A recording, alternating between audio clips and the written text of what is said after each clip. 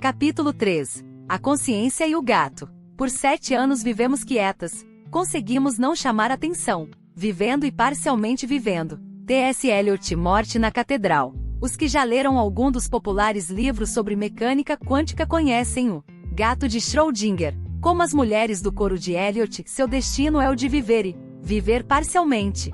O pobre animal sofre de uma crise de identidade peculiarmente quântica, estando indefinidamente suspenso num estado intangível no qual não está nem vivo nem morto. Sua triste condição já gerou mais especulação e controvérsia do que qualquer outro problema levantado pela nova física, e não sem razão, pois ela lança a questão da consciência humana e seu possível papel na formação da realidade física.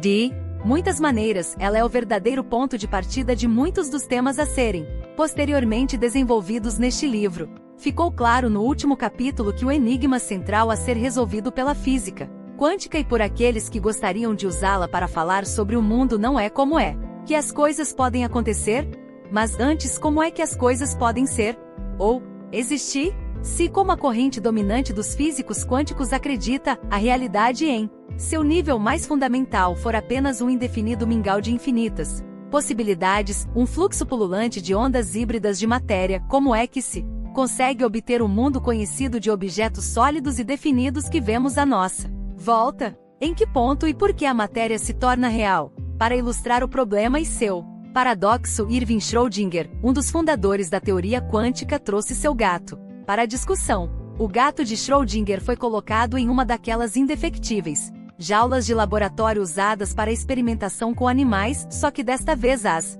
paredes da jaula eram sólidas. Isto é fundamental, pois para compreender onde repousa o paradoxo não se pode ver o gato até o final da história. Dentro da caixa opaca, Schrödinger arquitetou um experimento macabro. Ele colocou um pedacinho de material radioativo lá dentro, sendo que este material radioativo, para facilitar a metáfora, tem uma chance de 50% de emitir uma partícula de decaimento para baixo. Se a partícula for para cima, ela encontra um detector de partículas que, por sua vez, aciona uma alavanca que libera um veneno letal para dentro do prato de comida do gato. O gato come e morre. De forma semelhante, se a partícula for para baixo, é acionada uma alavanca que libera alimento e o gato sobrevive para enfrentar outra experiência. Os resultados possíveis: para cima ele morre e para baixo ele vive, são os que esperaríamos no mundo do dia a dia. Mas as coisas não são tão simples assim para os gatos quânticos. Na verdade, elas não são nada simples, pois, segundo a corrente dominante na teoria quântica, o gato está vivo e morto ao mesmo tempo. Ele existe num estado sobreposto de ambos os estados de uma vez, como os elétrons, que são considerados ambos onda e partícula ao mesmo tempo, figura 3.1, assim como a libertina quântica que foi capaz de viver com todos os namorados. Simultaneamente, o ser do gato mecânico quântico de Schrödinger está espalhado pelo espaço e pelo tempo. Sua possível vida e seu possível estado de morte se abrem pela jaula como uma onda de probabilidade que enche o espaço do experimento. Só o que podemos fazer é descrever todos os seus possíveis estados através da função de onda de Schrödinger, isto é, com uma equação matemática que menciona suas várias possibilidades, assim como as regras do pôquer determinam os vários tipos de jogo que podemos montar e o que poderemos fazer com eles, sem, no entanto, revelar-nos que jogo sairá para nós do baralho. Isto é uma questão de probabilidades. Nesse caso, a função de onda, a regra do jogo, nos diz que o gato comeu veneno e morreu, possibilidade e que o gato desfrutou de uma nutritiva refeição e vive, possibilidade segunda. Somente quando a função de onda entrar em colapso, no momento em que todas as possibilidades que ela descreve subitamente se solidificarem numa realidade fixa, é que poderemos obter um gato para acariciarmos ou enterrarmos. Um colapso, ou ponto de decisão, desse tipo obviamente tende a acontecer mais cedo ou mais tarde, pois, conforme consta na história do gato, quando abrimos a jaula e observamos o animal, ele está, sem sombra de dúvida, morto. Item figura 3.2. Mas por quê? Que matou o gato de Schrödinger? Esta pergunta, que se aplica não só a gatos mecânico-quânticos como também a nós mesmos e a tudo que vemos à nossa volta, vai direto à questão: porque existe a realidade? E ilustra o motivo pelo qual a crise de identidade do gato cria um paradoxo.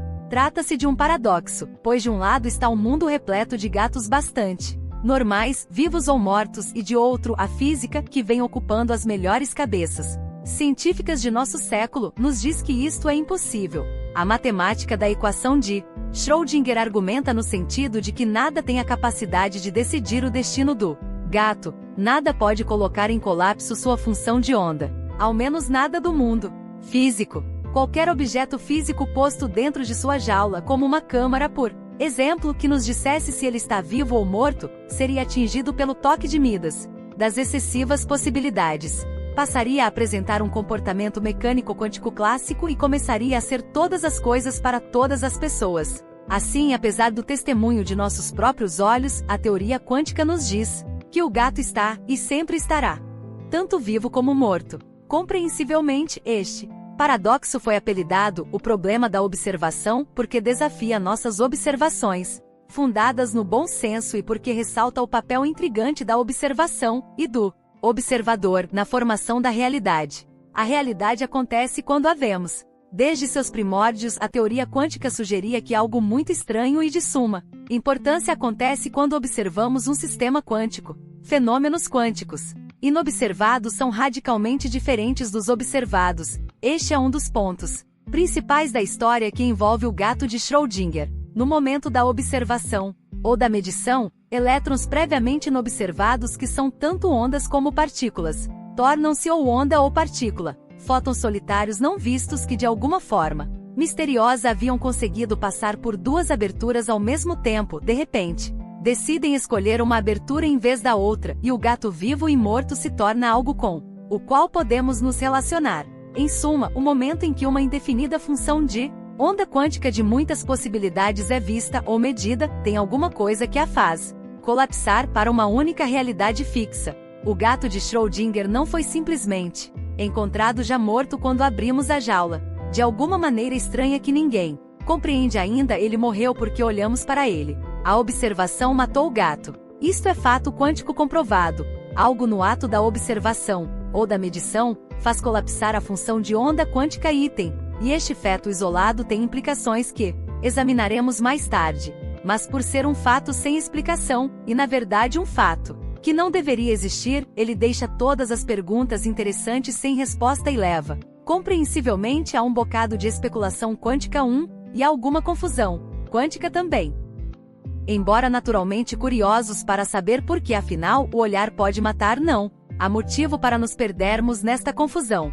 Solucionar o problema do colapso da função de onda é algo bem além da intenção deste capítulo, e como uma das especulações mais comuns sobre sua causa pode ser facilmente confundida com a tese deste livro, acho importante afastar-me o quanto antes desta especulação. Meu argumento é no sentido de que há uma física da consciência, e que esta física nos sugere muitas coisas sobre a ligação entre nós mesmos e a realidade física. A base deste argumento, contudo, é muito diferente daquela utilizada pelos que alegam que foi a própria consciência que matou o gato de Schrödinger. Sua utilização da consciência como um eficaz exterminador de gatos repousa numa compreensão inteiramente diversa da natureza da consciência do que aquela que estarei apresentando mais adiante. Uns poucos físicos, e muitos de seus divulgadores, propõem que pelo fato de a teoria quântica demonstrar que nada físico poderia ter exterminado o gato, deve haver alguma explicação não física para sua morte.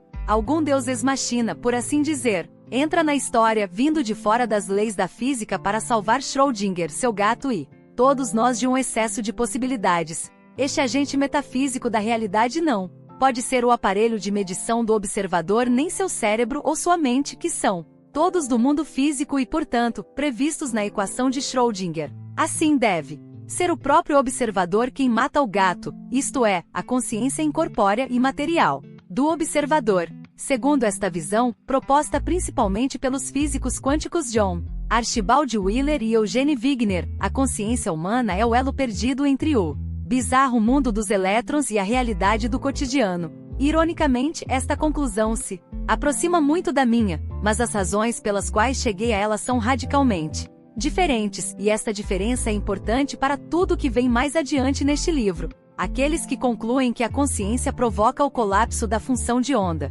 porque sua natureza é essencialmente não física, comprometem-se e comprometem a Física quântica com a velha visão cartesiana de que a mente e a matéria são entidades distintas. Eles veem a consciência como algo necessariamente externo ao mundo físico, e portanto como algo alheio a ele, um fantasma dentro da máquina. Também deixam a porta aberta para especulações antirrealistas no sentido de que a realidade só existe na mente e que não existe nenhum mundo se não houver alguém observando. 2. Deixando-nos a imaginar como é que nós surgimos então.